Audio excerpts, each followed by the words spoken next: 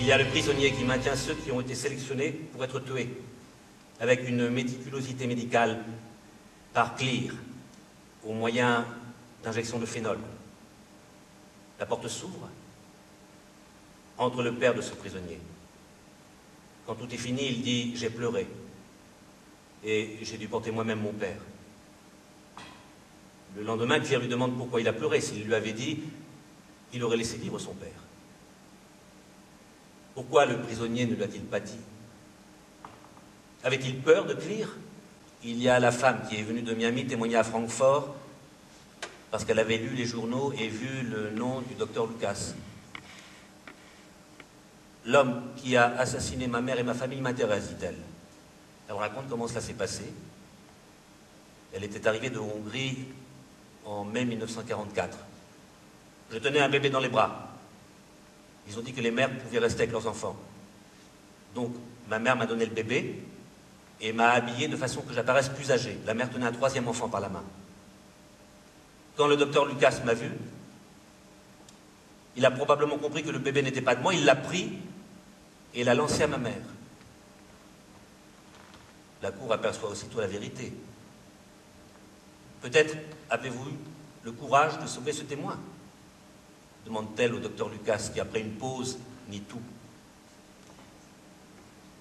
Et la femme, qui semble encore ignorer les règles en vigueur au camp, où toutes les mères avec enfants étaient gazées dès leur arrivée, quitte le tribunal, sans avoir pris conscience que elle, qui voulait découvrir le meurtrier de sa famille, avait en réalité été confrontée à celui qui lui avait sauvé la vie. Le 24 janvier 1943, en entrant dans Compiègne, nous avons vu des passants. Les uns promenaient leurs chiens, les autres se hâtaient, peut-être allaient-ils à la première messe. Ils regardaient à peine les camions dans lesquels nous étions debout. Nous chantions et nous crions pour les faire au moins tressaillir. Nous sommes des Françaises, des prisonnières politiques, nous sommes déportées en Allemagne. Ils s'arrêtaient un instant au bord du trottoir, levaient les yeux, vite les baissaient et continuaient leur chemin. Les camions se sont arrêtés près d'une voie de garage éloignée des quais. Des wagons de marchandises formaient un long train. Les 4 derniers wagons étaient béants. Des soldats allemands nous y faisaient monter 60 à 70 dans chacun des 3 premiers et 27 dans le dernier, où j'étais. Nous étions 230. Je suis Philippe Müller. Aujourd'hui, j'ai 43 ans. Je vis à Prague. J'ai été déporté depuis la Slovaquie pour raison raciale. Quand ce dimanche de mai 42, pour la première fois, j'ai pénétré dans la salle des crématoires, j'avais 20 ans. Je tenais l'enfant de ma belle-sœur par la main. Elle-même portait son plus jeune enfant sur le bras. Alors un des détenus s'est approché et m'a demandé si cet enfant était à moi. Quand j'ai dit non, il m'a dit de le rendre à sa mère. Je l'ai fait en pensant que la mère, peut-être, avait certains privilèges. Ils partirent tous sur la gauche. Je suis allée vers la droite. L'officier qui nous séparait était très gentil. Je lui ai demandé où donc allaient les autres, et il m'a répondu « Ils vont simplement prendre un bain. Dans 1 heure, vous vous reverrez. » Je l'ai salué et lui ai demandé ce qu'on allait faire de nous. Il me dit « Tout se passera bien ici. » Je lui ai dit que ma femme n'était pas bien portante. Alors qu'elle se mette ici, il me dit, on la soignera. Et il désigna le groupe des personnes âgées ou malades. Elle est partie avec sa nièce et quelques autres parentes vers le groupe des malades. Accusé Capésius, connaissez-vous ce témoin? Non. Étiez-vous sur la rampe lors de l'arrivée des convois? Ma seule fonction était d'y récolter les médicaments dans les bagages des détenus. Je devais les conserver dans la pharmacie. Pouvez-vous donner un ordre de grandeur en ce qui concerne le volume et la valeur des biens saisis? Selon un bilan portant sur la période du 1er avril 1942 au 15 décembre 1943, les biens saisis en argent, devises, métaux précieux et bijoux se montaient à 132 millions de marks. À quoi s'ajoutaient 1900 wagons pleins de vêtements et de tissus d'une valeur de 46 millions de marks. Et ceci était avant la période des grands convois. Qui se chargeait de ces valeurs? Les valeurs étaient transférées à la Reichsbank ou bien au ministère de l'économie du Reich. Les bijoux étaient fondus. Les montres, par exemple, étaient distribuées aux troupes. Nous avons franchi la porte et contourné des baraques basses, comme enfouies dans la neige. Les blocs.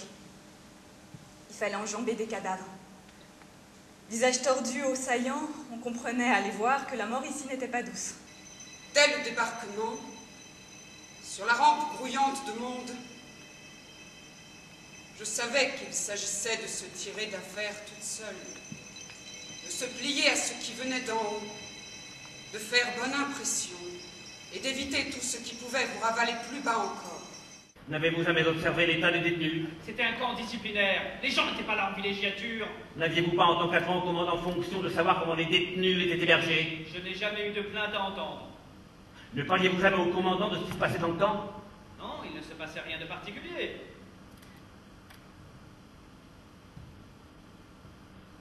Quelle était la fonction du camp, à votre avis? Dans un camp de détention préventive, les ennemis de l'État devaient être rééduqués vers d'autres conceptions. Il ne m'incombait pas de remettre ceci en cause.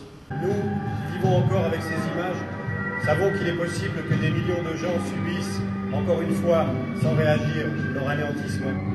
Je pleure. Je pense plus à rien. Je pleure.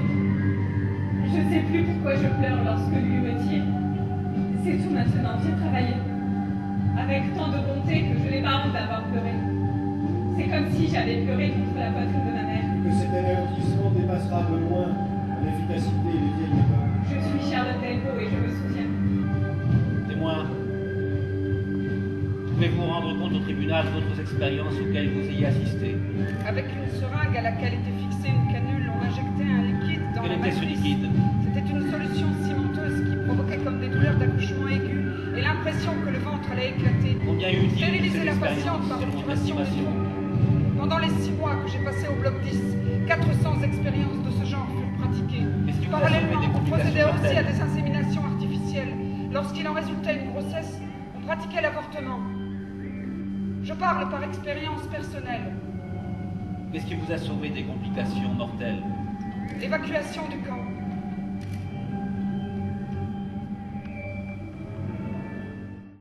Je suis Fritz Bauer. Je fus nommé aux fonctions de procureur général du Land de Hesse en 1956.